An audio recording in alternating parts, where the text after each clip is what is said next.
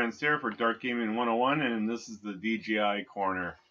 This is a new segment in a weekly segment in my YouTube channel, and this is where we talk about the top gaming news and rumors of the week, and as well as some of the average gaming reviews from around the web.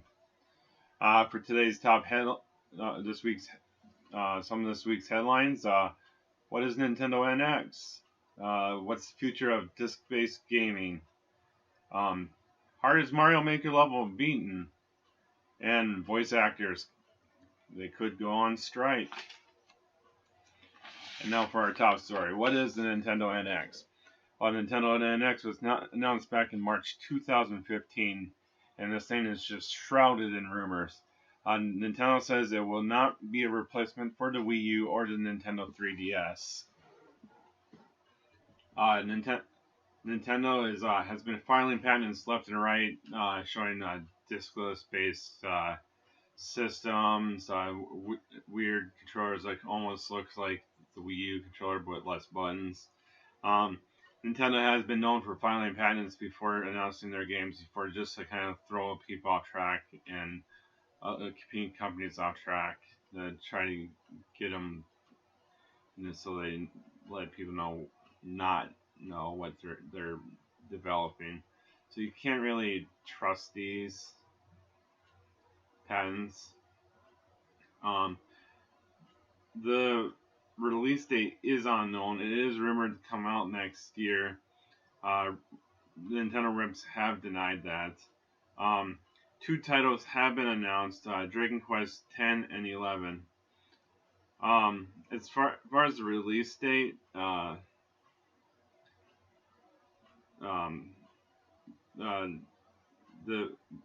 the official announcement, AMD did state at a shareholders meeting that they did have a chipset in production that was ready to roll out in production for a system that was coming out in 2016 for a major console.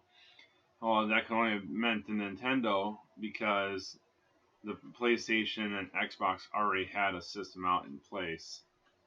But there are two titles announced for this already: Dragon Quest X and 11. 10's already out on in Japan on PC, and I believe it's on PS4 over in Japan. It is their online version of Dragon Quest.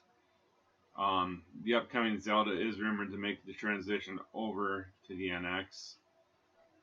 And that's about all I have here for what is Nintendo NX. So what is it? Well, what do you think it is? What do you think it is? Just leave in the comments below.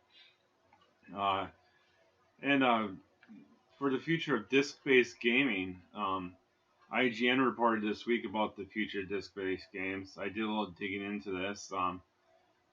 Disc-based games, they're almost non-existent on PC. It's kind of, you see discs here and there for PCs, but mostly everything you can get for PCs, you can get them digitally now. Most of them through digital distributors like GOG, Origin, and Steam. I myself buy it through Steam mostly because I have an Alienware Alpha, and so it doesn't have a disk drive. I could get a disk drive for it, but I choose just to download onto my hard drive. The game industry does press the issue to buy digitally, because it is cheaper for them to distribute digitally than it is to distribute on a disc, and plus they make more money digitally. Most games are available to the market digitally. Game publishers now offer pre-order bonuses exclusively through consoles and other digital online stores. Like I said, publishers can make more money because you no longer have to buy the games. Publishers can make more money because when you buy them digitally, they're cutting out the used game sales. I believe though that you're not gonna undermine the used game sales market though, like GameStop and stuff, because most of their revenue is from new games and merchandise. Plus now they have acquired ThinkGeek.com, they're starting to buy and sell retro games again through their online website. So their business won't hurt much if game systems went strictly all digital. The downside of digital games is 500 gigabytes is not enough space for on a hard drive on these gaming systems for anything. Even a 1 terabyte hard drive is not big enough. That's just a tease. Um, Even though that stuff's not big enough, PS4 and PC hard drives can be upgraded. The Xbox One can't be upgraded, but it does support up to 3 terabyte external hard drives, and the Wii U can support up to a 2 terabyte hard drive. But the thing is, they can hard drives can malfunction with wear and tear on them. If you plan on deleting, reinstalling, and downloading, do risk malfunction of your hard drives depending on how much you plan on doing those things. If you're going to be doing a lot of those things, your best bet would be go with a solid state hard drive, and the less chance of it malfunctioning, even though there's still a slight chance. They are pretty pricey, and for 3 terabytes, you're pretty much paying just as much as you paid for your console. The upside is you can delete your game and re-download your games as long as they're still on the distributor's store. And most of the distributors, like Steam, I know has it, and PS4 have cloud saves. You can delete your game, reinstall your game, and download your cloud saves. And so our next story here is hardest Super Mario Maker level beaten. The level Bomb Voyage, created by PangaegaPanga, it took 11,000 tries before someone finally beat it, and the person that beat it was no other than Spelunky Master Bananasaurus Rex. It took Bananasaurus 4 hours of practice before he actually beat it. PangaegaPanga has now created an even harder level called PANGA P-Break. You can find the course's IDs for these levels as well as the YouTube channels to the links below for PangaegaPanga's. I'm sorry if I mispronounced his name wrong. Bananasaurus Rex's page in the comments below, as well as the Nintendo ID numbers for the levels. And for our next story, the voice actors could go on strike here. So the voice actor union may go on strike here. The voice actor union, SAG-ARFTA, SAGARFTA, is considered striking. Actors like Nolan North, Will Wheaton, Troy Baker, and John DiMaggio all strongly have voiced loudly their support for this. They've been talking about this since this last February. What they want is they want more payments, more rights. They want bonuses if they sell 2 million copies or more. They want stunt pay when the role calls for them to strain their voices. They want stunt actors for motion capture because some of these stunts they do is just ridiculous and it's really dangerous, and they should have stunt doubles for them. They want to make sure that the companies can't hire outside the acting union, which is pretty great if they can get that, because it's just wrong not to hire outside a union. And they also want the companies to audition for the small acting roles instead of just hiring some nobody. In order for the strike to go through, they do need a 75% vote for the strike.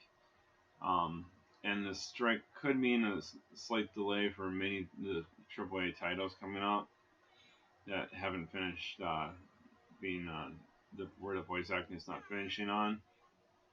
And I do support this cause very much, even though it may slightly raise the price of video games, $5 or $10 I would probably imagine, but I would gladly pay more money just to see these actors get paid more.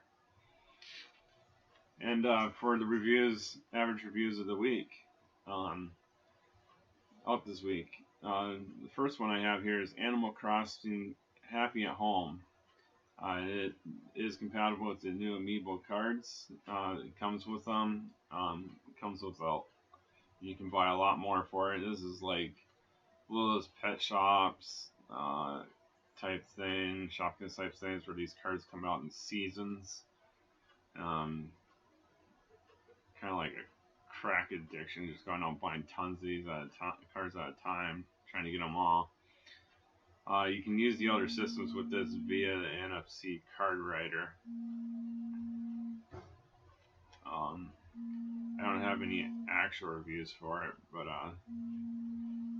yeah, that came out this week. But Skylander Superchargers came out this week for Wii U, Wii, PS3, PS4, Xbox 360, Xbox One, and 3DS.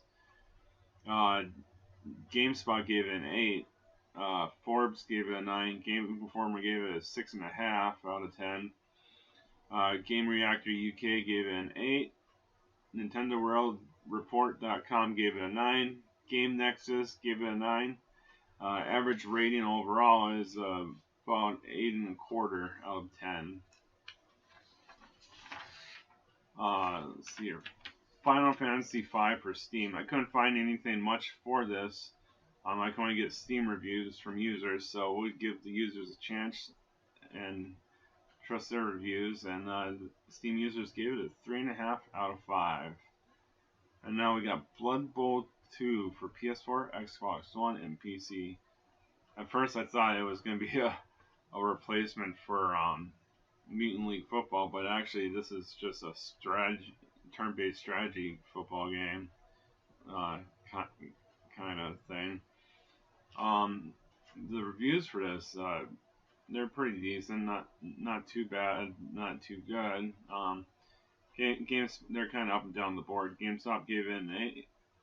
GameSpot gave it an 8. Game Reactor EU gave it a 7. PC Gamer gave it a 60 out of 100. GBAtemp.net gave it a 9 out of 10. IGN gave it a 7.8 out of 10. GameWatcher.com gave it a 6.5 out of 10. Average score is 7.4 out of 10. Next game we got here is pretty neat little indie game is Soma for Steam. Average reviews here is Push Square gave it an 8, IGN 8.1, Destructoid 9, Games Radar 3.5 out of 5, Game Informer gave it an 8.5 out of 10, GameSpot 9 out of 10, average review 8.3 out of 10.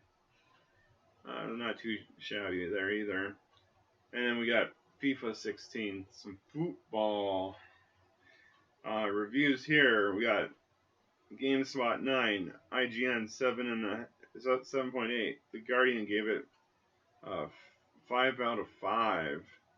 DigitalSpy.co.uk gave it a 4 out of 5. VideoGamer.com gave it a 7 out of 10. Attack Out of the Fanboy gave it a 4.5 out of 5. Average user rating 8.5 out of 10. And that's it for the reviews of the week, and that's it for the DGI Corner. This is Renz here for Dark Gaming 101, and game on!